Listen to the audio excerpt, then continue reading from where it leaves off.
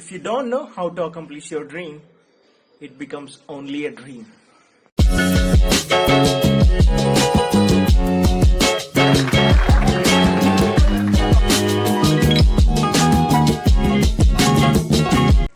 Once, two scientists were curious about dreams, and what they have done, they have chosen a class which is having strength around 20, and went to each and every people and told, write your dreams properly.